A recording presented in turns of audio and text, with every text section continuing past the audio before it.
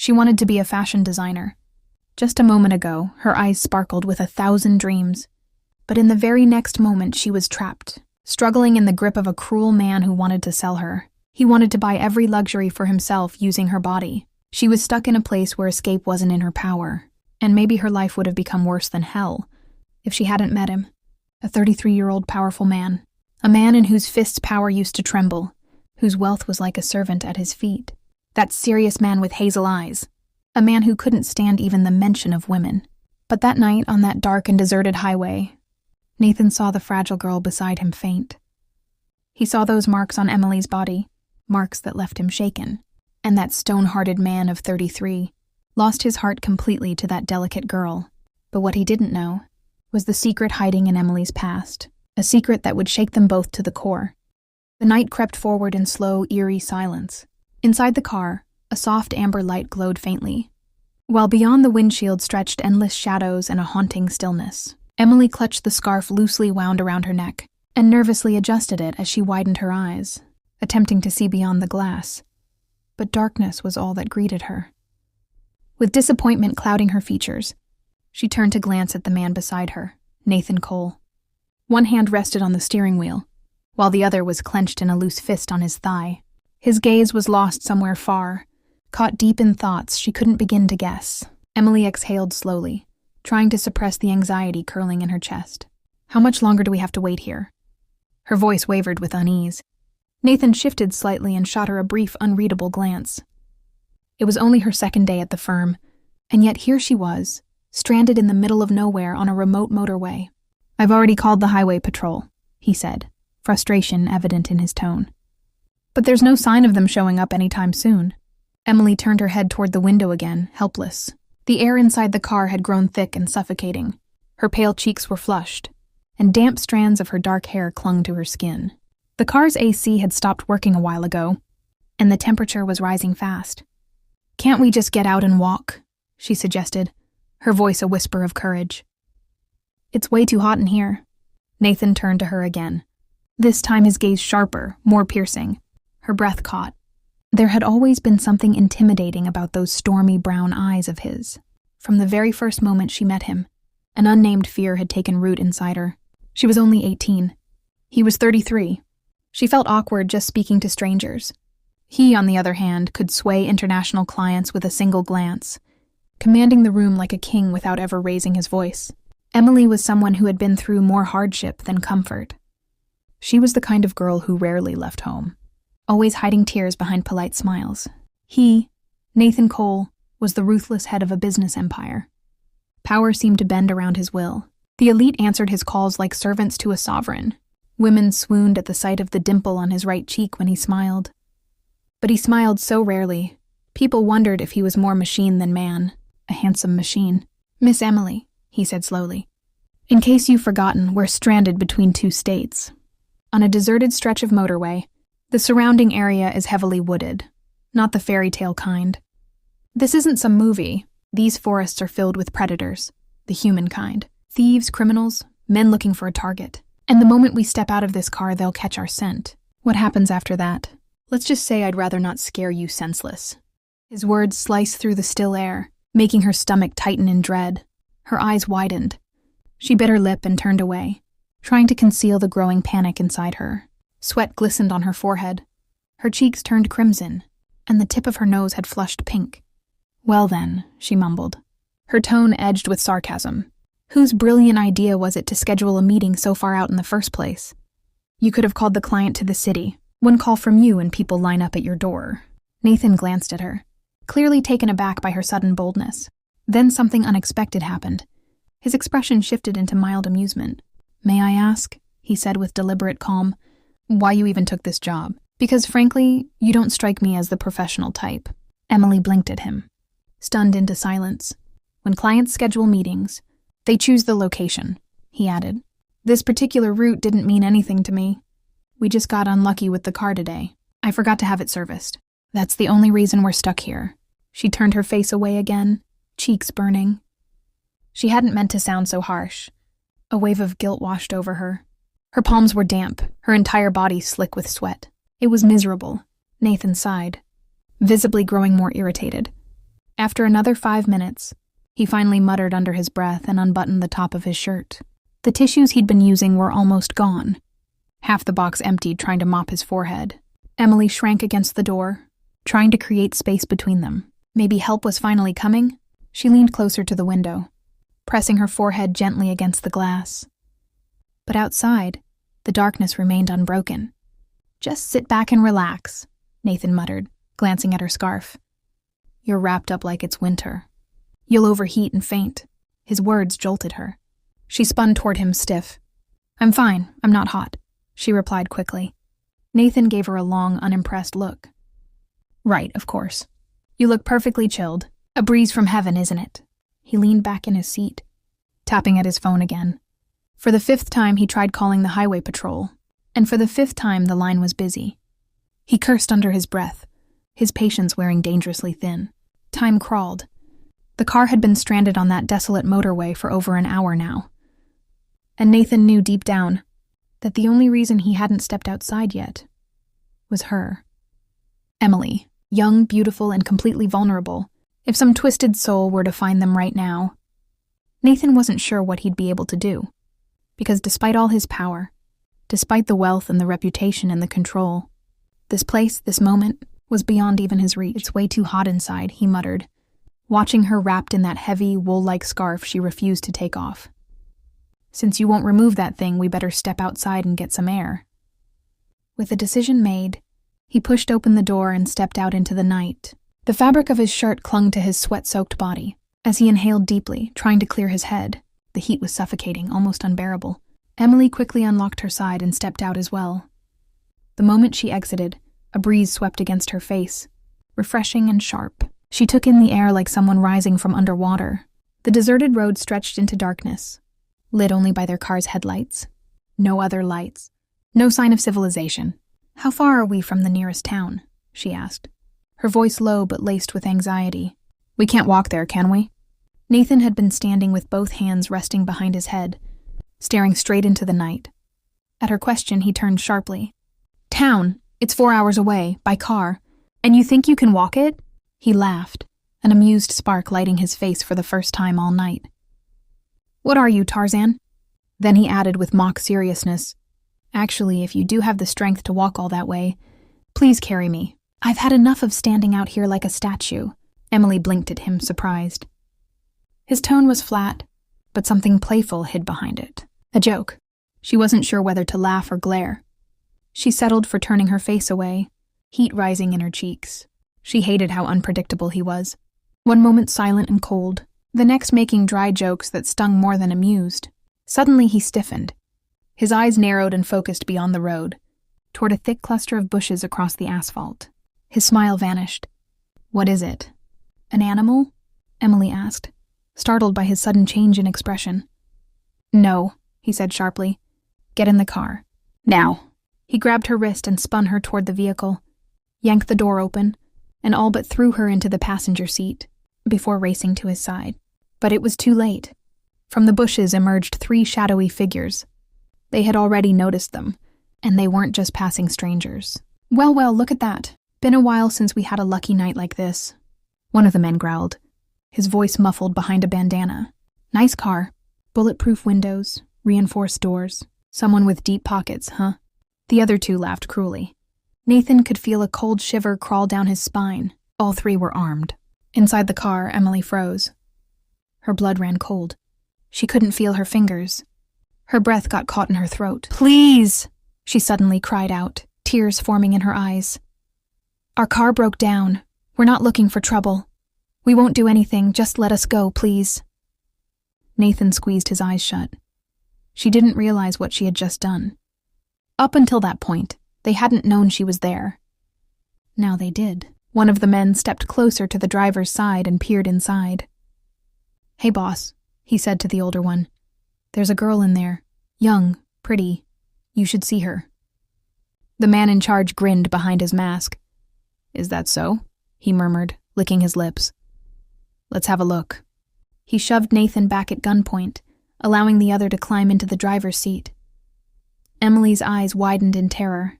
Her whole body trembled. "Don't touch her!" Nathan barked, his voice thunderous. Whatever you want, money, anything, just say it. I'll pay you. Just don't go near her. But the man in the driver's seat had already made up his mind. To hell with your money, he sneered. We'll get that too. But first we enjoy what's in front of us. Emily let out a muffled scream and reached for the door handle, trying to escape. But the man grabbed her arm tightly before she could even move. Outside, Nathan's restraint finally snapped. Without thinking, he shoved the nearest man away from the car, ignoring the pistol pointed at his face. The man stumbled back in shock. Nathan lunged toward the driver's side and shouted, "Get the hell out of there! Don't you dare lay eyes on her again! She's a respectable woman!" He reached in, grabbed the man by his collar, and dragged him out of the car. Emily watched it all in stunned disbelief. Her scarf, wrapped around her shoulders for hours, slipped down. Her long hair tumbled free. Her eyes, wide, terrified, uncertain, locked on Nathan. But then came the blow.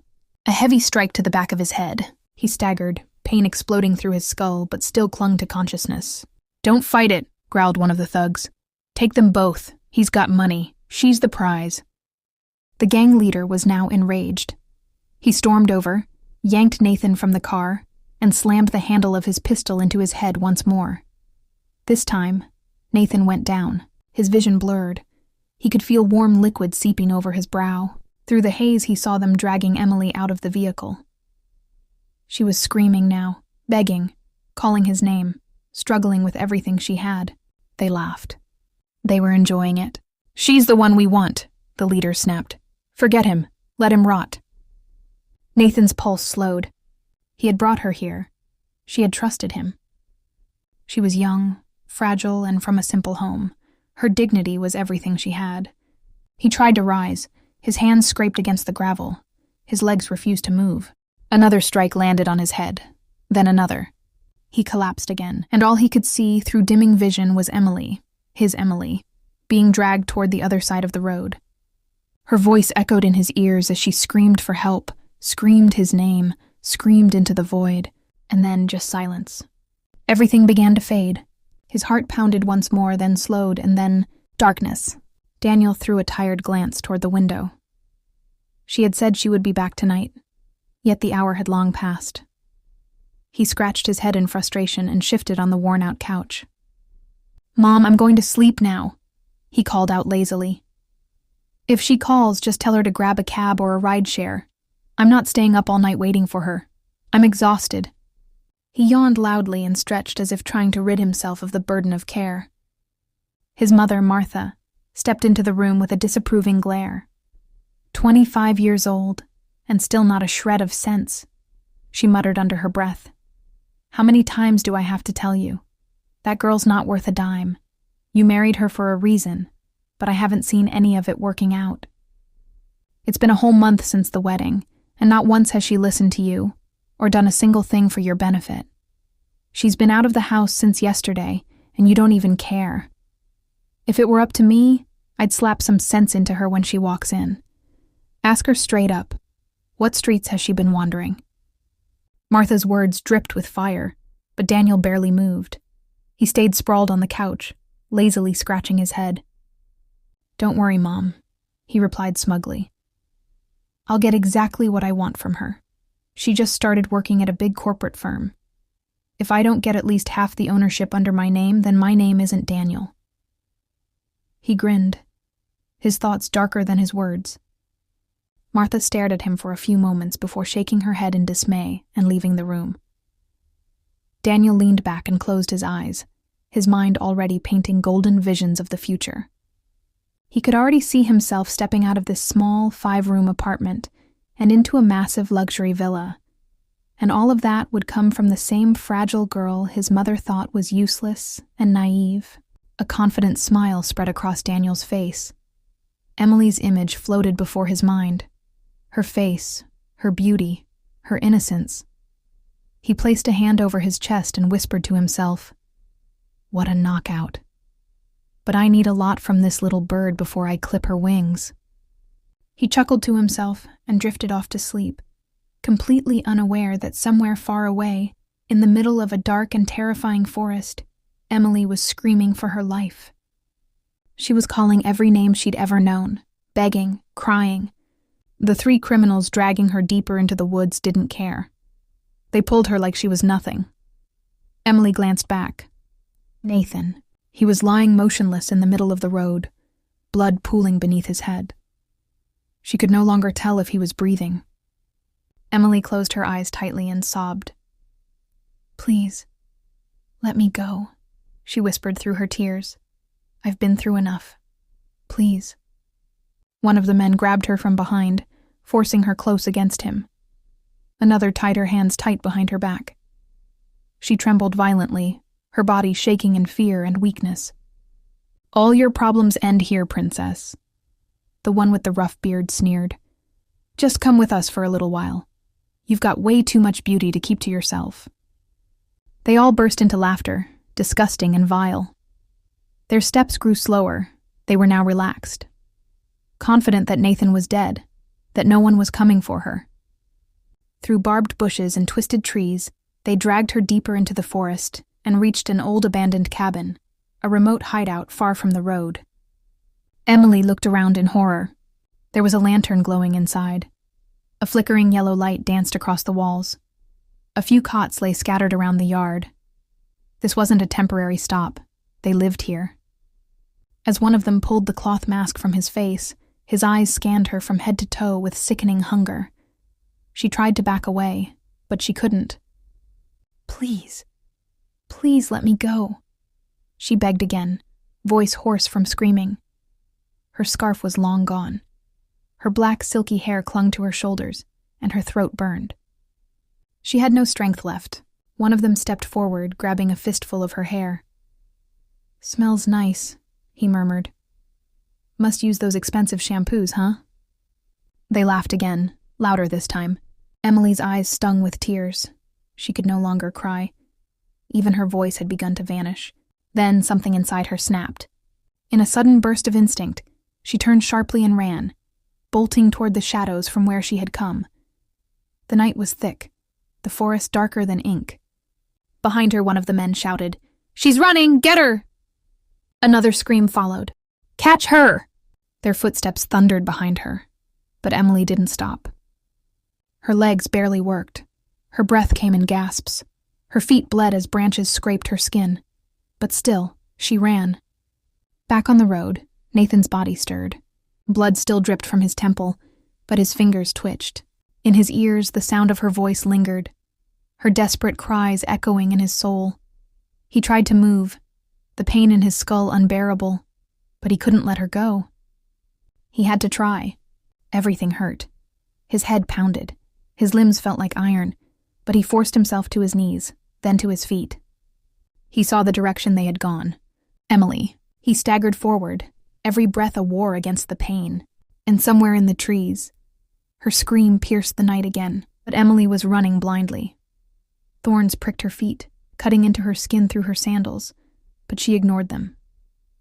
Scratches from bushes streaked across her body, each leaving a trail of pain. With every wound, a gasp escaped her lips, but she kept pushing herself. At any moment, the men chasing her could catch up. Emily's speed was faltering, but they were faster. They knew these woods. Suddenly, a gunshot echoed through the night. A scream broke from Emily's mouth. "Who's there?" A strong male voice called out. Emily stopped abruptly, heart pounding. She turned to look and screamed again, this time in relief. Flashlights cut through the trees. Uniformed figures were moving in from the dark forest path. It was the highway patrol. She turned to look behind her. The three masked men were only steps away. They too saw the approaching officers and quickly wrapped their scarves tighter around their faces and began sprinting back into the woods. But it was too late. The trained officers had seen them. In swift pursuit, they closed the distance. The criminals tried to flee, but the officers struck hard and fast. Escape was no longer an option. Emily stood trembling. She could hear the muffled groans and curses of the attackers now restrained in handcuffs. She couldn't believe it. Her life, her dignity. Both were still intact. Slowly, She turned and looked toward the flickering clash of light and darkness where justice was finally catching up with evil. "Are you okay?" The familiar voice made her jump. Emily spun around. Nathan stood behind her. Blood had dried on his forehead, staining his white shirt in blotches of red. Concern filled his eyes. For a few seconds, Emily just looked at him, tears forming again in her wide eyes. Her heart longed to fall into his arms, to find safety in the chaos. Seeing him there gave her a kind of peace that words could never explain. Suddenly her eyes welled up. "Are you hurt?" she asked as he stepped closer. Her hands were still tied behind her back. Nathan looked her over, her hair disheveled, tear-streaked cheeks, blood oozing from cuts on her feet. She looked broken. "I'm so sorry," Nathan said, guilt written all over his face. "You had to go through all of this because of me. I never imagined this would happen on the highway. I should have flown instead of driving tonight." His voice faltered with shame. He stepped closer, slowly, closing the distance between them. Emily's breath caught in her chest. The faint scent of his cologne overpowered the wild scent of the woods. The forest no longer felt terrifying. His presence had silenced its threats. Gently, Nathan untied her hands. She let out a small breath as her shoulders relaxed. Her fingers ached, but she didn't complain. "Does it hurt a lot?" he asked softly. She nodded, but just then, a loud gunshot shattered the silence. Emily's eyes widened in shock. Nathan turned. He saw blood spreading across her right shoulder. She was falling. He rushed forward, catching her in his arms before she hit the ground. "Emily!" he shouted. A bullet had hit her arm. Nathan turned sharply. One of the criminals had tried to escape and fired a last shot from the woods. Nathan didn't care if he was caught or not. All he cared about was Emily. She was going limp in his arms, her strength vanishing. He lifted her up quickly, like a fragile doll made of wax. Rushing through the forest trail, he made it back to the highway where the patrol vehicles were parked. The officers had already repaired the minor fault in Nathan's car. In a whirlwind, Nathan opened the back door and placed Emily gently on the seat. But something made him pause. Her neck, pale, bruised, with what looked like a burn mark. Similar marks on her wrists, her arms. Her clothes had torn in several places from the bushes. Her soft skin bore signs of abuse, cuts, bruises, swelling. Nathan froze. Disbelief hit him. But only for a second. He had no time to react. She was bleeding heavily. With trembling hands, he took off his shirt and quickly tied it tightly around her wound to stop the bleeding. Emily's breathing had grown faint. Without wasting a second, Nathan jumped into the driver's seat and started the car.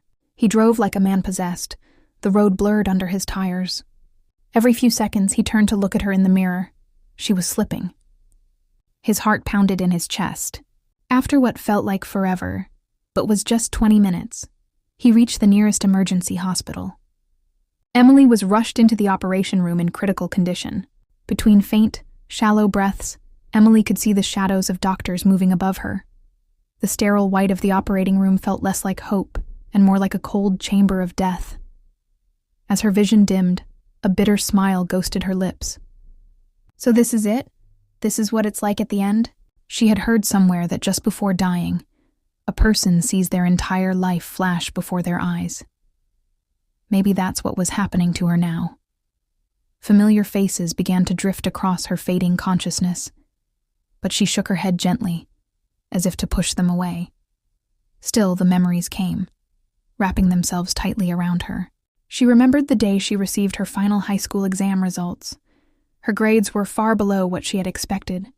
She had sobbed for hours. "Mom, even girls with worse scores are getting into college. I want to be a doctor. Please, I want to study further," she had pleaded, clutching her mother's hands. Margaret had sighed deeply and gently pulled her hands away. She knew too well that in their family, girls weren't encouraged to pursue education. Still, she had supported Emily through high school, even after her husband had passed away. Living in a tiny one-bedroom apartment in a rough area of town, Margaret had lived with caution, driven by both poverty and fear of judgment from their conservative community. That night, Emily refused to eat. She lay curled up in bed, her head buried in a pillow, sobbing. Each time Margaret came in with food, Emily shook her head. "I don't want food. I just want to study." She was only 16 and already stunning. With golden eyes, waist-length hair, and delicate white skin, Emily looked like a porcelain doll. Her beauty frightened Margaret. That's why she wanted to marry her off quickly, to protect her. But Emily held her hunger strike until late that night. Around 10 p.m., Margaret's older son, Michael, finally walked into the apartment, exhausted from work. "Where's she?" he asked, dropping his keys. "In her room. Curled up since morning, refuses to eat. Says she wants to go to college," Margaret replied wearily. Michael walked into the room. Emily was his world. This fragile girl had been his responsibility since their father died. He gently ran his hand over her head. "What does my doll want now?" he asked softly. Tears welled in Emily's eyes. She sat up, sensing hope. And as always, Michael melted. "All right," he said. "As soon as admissions open, tell me, I'll take you myself." She threw her arms around him, crying with relief. "I promise I'll never let you down." Michael nodded. When he submitted her college application a few days later, Emily's feet barely touched the ground from happiness. Sitting behind him on his bike, she promised again, "I'll make you proud, Michael." He smiled. Emily had been attending college for 3 months. Gossip spread in the neighborhood like wildfire. Many relatives came to the apartment just to scold Margaret. Some even suggested cutting ties. Most of them were the same people who once wanted Emily as a bride for their sons. Michael stood firm. "She'll study as much as she wants. I'll handle her marriage when the time is right." His firm response silenced them, though not without side-eyed judgment. "You'll regret it. Give a girl this much freedom and she'll run away one day," one woman whispered. Inside the room, Emily trembled hearing those words. She wasn't even allowed to respond. She simply pressed her forehead against her textbook and studied harder. It was during her final exams when it happened. She had come home one day, exhausted from college, only to stop cold at the apartment door. It was wide open. Inside, Margaret was surrounded by crying women from the neighborhood. Her wails shook the walls. Emily's backpack slipped from her hands. She ran inside. "Mom, what happened? Why are you crying?" she asked, her heart pounding. Margaret couldn't speak. She had cried herself hoarse. One of the women stepped forward. "Your brother. There was a fight with some thugs from another block. They beat him badly. It doesn't look good. They took him in an ambulance to county hospital. He lost too much blood." Emily felt her world shatter. She ran, no shoes, no hesitation, through the streets, asking anyone, everyone, "Where is county hospital?" "What will a girl do there?" one woman scoffed. But still she gave the hospital name. Emily didn't care. She was already flagging down a passing bus, eyes flooded with tears. Her thoughts were chaos. She had to see her brother. She had to know. When she finally reached the hospital, it was a mess. The ER was overwhelmed. People crowded every inch of space. Emily rubbed her eyes and rushed in. She asked everyone she could, patients, nurses, orderlies, but got no answers. She ran to the front desk. A tired receptionist, already irritated by the chaos, snapped at her when she asked. Emily recoiled, stunned. Emily's heart began to pound wildly when she suddenly heard a voice. "Are you Michael's sister?" She turned around quickly. A young man stood there, his clothes dusty, a gentle honesty carved into his face. He was wearing jeans and a button-down shirt, and something about him instantly felt trustworthy. Emily wiped her tears and nodded silently. "Your brother. He was beaten up badly by a few guys. I was the one who brought him to the hospital. He's in the ER right now, multiple fractures. But don't worry, I've donated my own blood for him, and I've arranged additional blood bags from my friends. Your brother is going to be okay." Emily felt something settle deep inside her, a quiet sense of peace. She didn't know who he was, but in that moment, he felt like an angel. Walking beside him, she entered the emergency room. Michael's surgery was over. Casts covered parts of his body, and he lay unconscious. Emily felt crushed beneath the weight of this stranger's kindness. The doctor had prescribed a long list of expensive medications from outside the hospital. The young man had bought them all with his own money. "These are more meds the doctor asked for. You should go home now. I'll stay here with your brother," he said again. Emily looked at him with deep gratitude. He looked no older than 25, and yet his presence felt safe and grounded. Against her instincts, she nodded and left for home. Margaret's condition was just as fragile. Emily held her mother and tried to offer comfort. But they both knew the only thing that would ease the pain was Michael walking back through the front door. But he wasn't coming back yet. He had to stay at the hospital. With no other man in the house, Emily took on the duty of preparing meals for Michael twice a day and delivering them to the hospital herself. Michael would become visibly upset seeing her around all the men at the hospital. "Why are you here among these men? I'm fine now. Please go back home," he would plead. But Emily would hold his hand and gently reassure him, never once telling him that the responsibility of taking her to the hospital and bringing her back had quietly fallen on that same kind young man. He never crossed a line, never entered the room, always kept a respectful distance, and did everything with quiet dignity. Emily had come to rely on him. Whether it was collecting medicines, speaking with the doctors, or arranging a ride, he did it all.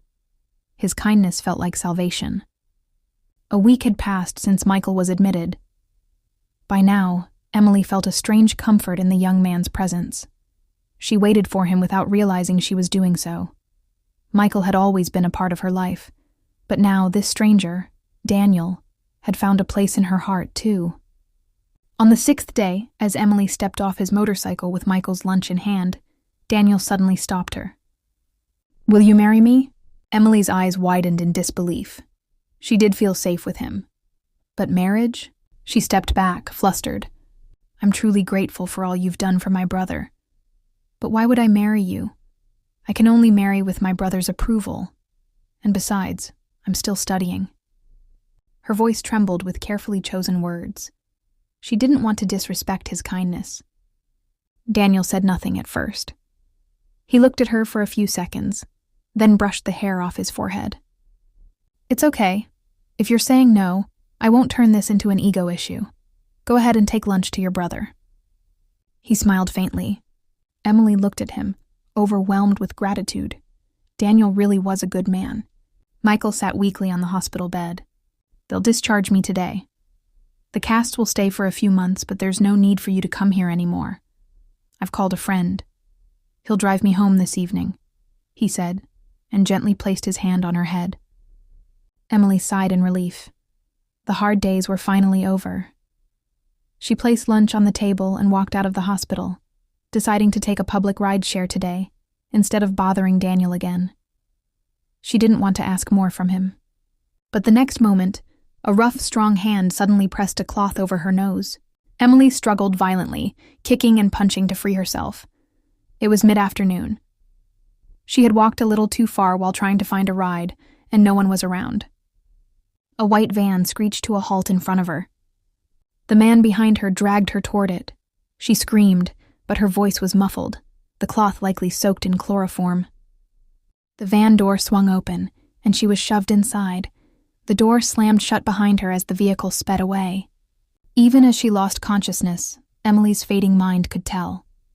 Something terrible had happened. She had been taken. Her lips tried to form a scream, but darkness swallowed everything. Emily had no idea how long she had wandered through the city streets. When she finally regained consciousness, she found herself lying on a narrow mattress in a small, dim room. Her eyes fluttered open with difficulty. Her head spun, and as reality returned, so did the horrifying memories. She tried to sit up but froze. Her arms had been tied behind her back, and her legs were bound as well. The ropes secured her to the bed frame in such a way that escaping was impossible. A sharp scream tore from her lips. The door was closed. She had no idea who had brought her here or why. Panic clawed at her chest, and tears rolled down her cheeks. "Please let me go. I just want to go home. Why are you doing this?" she shouted desperately.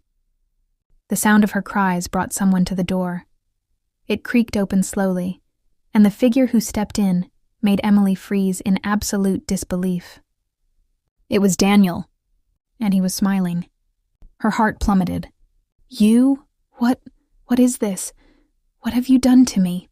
she asked, her voice trembling with shock. Daniel walked slowly toward her until he was standing right in front of her, close enough to touch her. Her breath caught in her throat. "For God's sake, let me go," she pleaded softly. But he responded with a harsh slap across her face. "Let you go?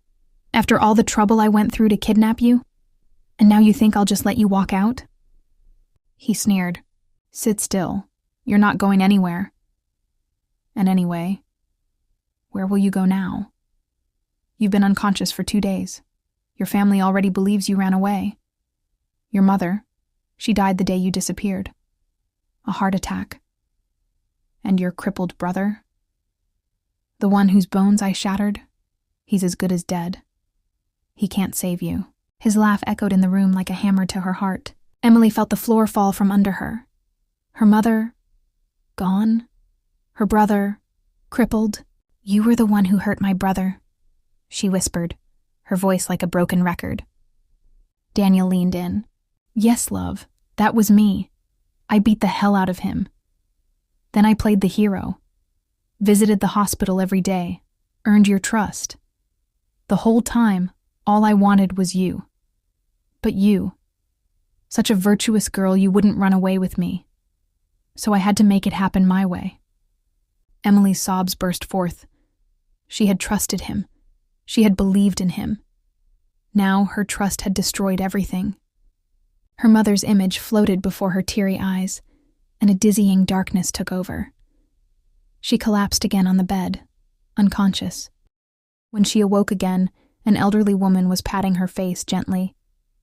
Seeing her open her eyes, the woman called out loudly, "She's awake! Go call the pastor!" Emily's heart sank. "Pastor!" She tried to scream again, but her throat was too dry, her voice lost. Daniel stepped back into the room moments later, this time with a pastor and 2 other men. "Time to sign," the pastor said firmly, placing a marriage certificate in front of her. Emily's wrists trembled as she shook her head. "Please, let me go. I don't want this." Daniel stepped forward and grabbed a handful of her hair. "Sign it or I'll kill your brother. He's already hiding from people because of you. Do you want him to die ashamed?" Emily's heart cracked. Her hand shaking, she scribbled her name on the marriage certificate. The pastor carried out the rest of the formalities, and within moments, she was legally Daniel's wife. As soon as the ceremony was over, Daniel smiled in satisfaction and untied her hands and feet. She collapsed on the bed and sobbed uncontrollably. She was ruined, and the worst part? She had unknowingly invited her own destruction. The room emptied. Daniel locked the door behind him and slowly walked toward her again. Emily's soul trembled. "For God's sake, please don't touch me," she begged. "I'll go far away. I'll never tell anyone what you did. Just let me go." Daniel laughed loudly. "You think I married you just to let you go?" He sat beside her on the mattress. "You're my golden bird now. You're so beautiful. I'll heal all my pain with you. You just need to do exactly what I say." His voice dripped with greed. Emily stared at him in numb disbelief. He turned his back and lay down beside her like it was nothing. The food he brought her sat untouched in front of her. She hadn't seen a meal in days. Tears flowed from her eyes as she realized her life had turned into a living hell. Daniel soon came up with a new plan. One day, he returned home, visibly excited. "I've pulled some strings. Got you a job at Nathan's big corporation. He's the owner, a powerful young man. Just do what I tell you, understand?" he said firmly. Emily lowered her head in silent submission. As expected, the next day, she dressed carefully and went to the company's headquarters. That was the first time she met Nathan, the man who owned the entire empire. She had been hired as a personal secretary. Nathan looked at her with cold professionalism. "Your qualifications aren't impressive," he said, flipping through her file. "But your brother," he pleaded relentlessly. "That's the only reason I'm giving you a shot." He signed her file without a smile. Emily tried her best to hold back the tears rising in her eyes. She was now bound to yet another man's terms. Her life had become a trade, and she was the merchandise. That evening, Daniel, the one at home, was gleaming with satisfaction. His plan had worked. He explained his expectations to Emily clearly. She remained silent, numb. She had no choice. The next day, she quietly accompanied Nathan, the CEO, to an important corporate meeting. And that was just the beginning. It was pure luck that the bullet had only grazed her shoulder. But even then, Emily was discharged after 3 days. During those 3 days, Nathan left all his business affairs and stayed at the hospital with her. When she was finally released, he drove her home himself. Emily was certain that Daniel had seen her with Nathan and would be furious. But instead, Daniel appeared thrilled. "Sir, please take her to your place. She needs proper treatment and nutrition. I'm a poor man. I can't provide all this," he said without disclosing their relationship. Emily silently watched herself being passed on like she had no value. Nathan turned to her, eyes gentle. "All right, she'll stay at my place until she's completely recovered." Without waiting for any reply, he drove toward his mansion. Daniel watched the car leave with a twisted smile. Now the real fun begins. When Nathan stopped in front of his house, Emily looked up. The place was no less than a palace. He came around, opened the car door himself despite having a staff. Emily stepped out silently. Her black hair was tangled, her dress wrinkled, and her pale face wore an unspoken sorrow. Nathan stared at her. Something about this girl clutched his heart. He gently held her hand and led her inside. "This is your room. You'll want for nothing. The doctor will come here for your bandages. If you need anything, ask the staff. I've left a phone on your table. My number's saved. Call me if you need anything," he said softly. Emily looked at him once, then entered her room silently. Who knew what more she had to endure? That night, she buried her face into the pillow and cried until sleep overtook her. Somewhere deep into the night, Nathan couldn't sleep. Restless, he found himself standing in front of Emily's door. It wasn't locked. He pushed it open gently. The room was dimly lit. Emily was curled up, her face buried in the pillow. The food on the side table was untouched. She murmured in her sleep, broken words escaping her lips, sobbing quietly as her body trembled. Nathan knelt down beside the bed, deeply moved. This girl had suffered so much because of him. He reached out and gently touched her shoulder. "Emily, are you okay?" he asked softly. "Please, let me go. I can't do this." I couldn't accuse Nathan. He had been nothing but kind to me. He had taken care of me when no one else had. How could I put such a heavy accusation on a man who had only shown compassion? She broke down, sobbing uncontrollably. Nathan stood frozen. His mind couldn't process what she was saying.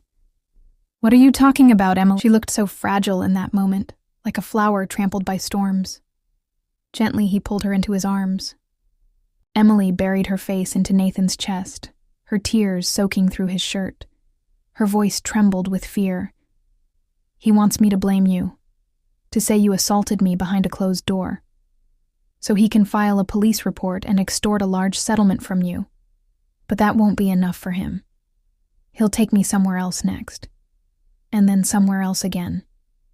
He'll keep selling me, keep draining everything from me for the rest of my life." Her body shook with rage and terror. Nathan tightened his grip on her. "Who is he?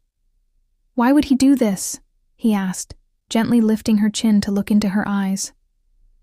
What he saw there was nothing but fear. Deep, raw, paralyzing fear. For a while, Emily sat in silence, eyes lowered.